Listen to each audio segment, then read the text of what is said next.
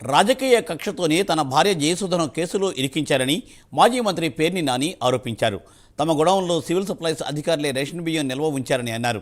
తన భార్య జయసుధపై ఇలా కేసు పెట్టడం దారుణమని పేర్ని నాని ఆవేదన వ్యక్తం చేశారు. ఏం ఆధారాలు ఉన్నాయని ఆరోపణలు చేస్తున్నారని ఆయన ప్రశ్నించారు. దొంగతనం చేస్తే రాజకీయ కక్ష ఏంటి, అదేంటిది ఏంటి అని మాట్లాడుతున్నారు.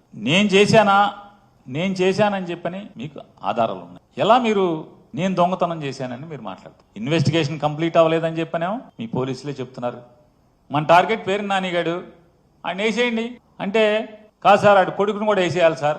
సరే నీ కక్ష ఆడు కొడుకు మీద కూడా ఉంటే ఇద్దరిని కలిసి చేసేయండి, అంతేగాని ఇంట్లో ఆడవాళ్ళ మీదకంటే తప్పుడు పనులు అని చెప్పని ఆయన నడుచుకుంటూ వెళ్ళిపోయారు. ఇది అధికారులు ఉన్నారు సాక్ష్యం, ఎమ్మెల్యేలు ఉన్నారు సాక్ష్యం. టీడీపీ ఎమ్మెల్యేలు కొంతమంది ఉన్నారు, అధికారులు కూడా ఉన్నారు. నాదెండ్ల మనోహర్ గారు కూడా పక్కనే నుంచుని ఉన్నాడు ఈ కాన్వర్సేషన్ జరిగినప్పుడు. తప్పే ఉంది.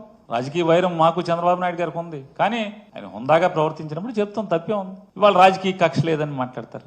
రాజకీయంగా కక్ష సాధింపుతో శీలాన్ని హననం చేసే కార్యక్రమం పెద్ద ఎత్తున జరుగుతుంది. నేను మాట్లాడాల్సిందే అని చెప్పని అంటే మీరు ఒకటే వాళ్ళు నిర్ణయించుకోవాల్సింది ఉంది.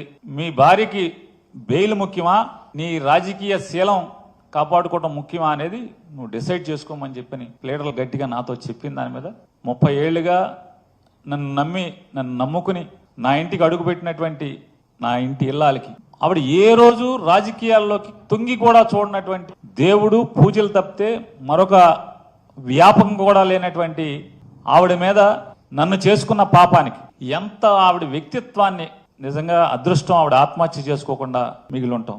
ఎంత నీచంగా ఆవిడ క్యారెక్టర్ని అసాసిన్ చేస్తూ దొంగతనం చేస్తే రాజకీయ కక్ష ఏంటి, అదేంటిది ఏంటి అని మాట్లాడుతున్నారు. నేను చేశానని చెప్పని మీకు ఆధారాలు ఉన్నాయి. ఎలా